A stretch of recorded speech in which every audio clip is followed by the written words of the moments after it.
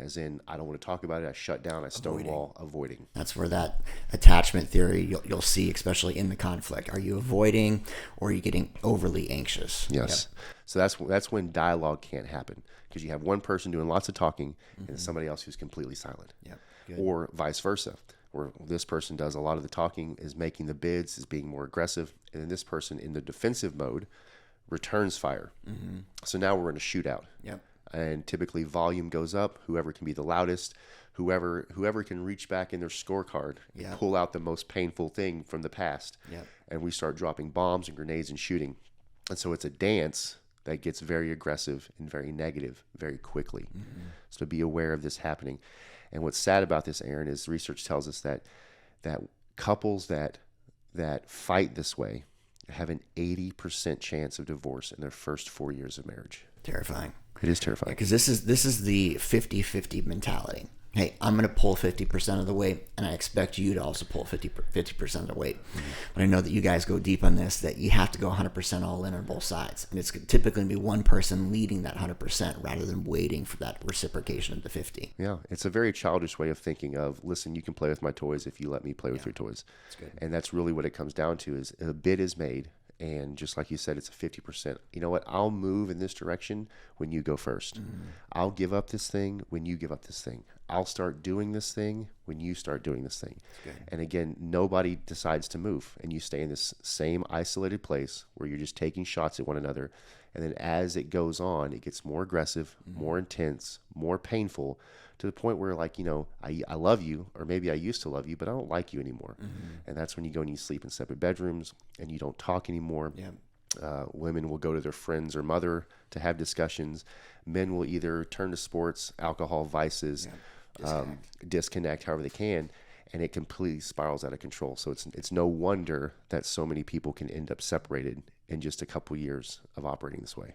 Be aware of your protest polka. So good. Third one is a portion. We've already mentioned these in the first two, but this is just a natural emotional response to emotionally difficult scenarios. And that's your three responses. We've all heard these: freeze, flee, or fight. Freeze, flee, or fight. Or there's a four-letter option that Erin offers. Yeah, we won't mention it because I'm working on my swearing, but this is the I'm dropping a grenade in this, and F it, I'm out. Yes, for sure. Which is part of the fight and flee.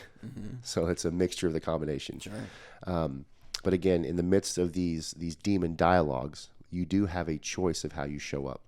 And if you choose to show up negatively, it's going to be one of these three. You're going to completely freeze, withhold, stonewall. You could flee. I'm out of here. I'm over this. We're not talking about it. I don't feel like it. Whatever it may be, I'm out. And that's really just you protecting those feelings and not expressing them, or less not expressing them in a healthy way. But most people just decide to fight. And they'll choose one of the top two that we just talked about. They'll typically choose to either find the bad guy, well, we're in this scenario because of you, or protest polka, right? Aggressive, critical, and either withhold or become defensive. So good. All right, so recapping on this, your demon dialogues. This is the third piece of your saboteurs. The reason why we're bringing this up is that if you are not aware of these saboteurs in your relationship, you have no real chance of a successful, happy, healthy, loving, positive emotional connection. Be able to create that dependency. You'll hide it in public, but you'll hate going home. Good. What are some ways that we can counteract these three saboteurs? I love it. So you have to realize that we talked about earlier that there is a consequence to being in a relationship, and the consequence of being in any relationship is you have some responsibility. There's responsibility for you. So we're responsible for how we show up. Nobody can make you or anyone feel any certain way. Erin, you can't make me feel anything. Right. You can do something that leads me down the path, but I'm going to choose to allow myself to feel that way. So the first way that we have is our ability to turn towards. We have to choose to turn towards our partner, turn towards a scenario, not to go put on our gloves and come back to fight, not to turn and run or to shut down.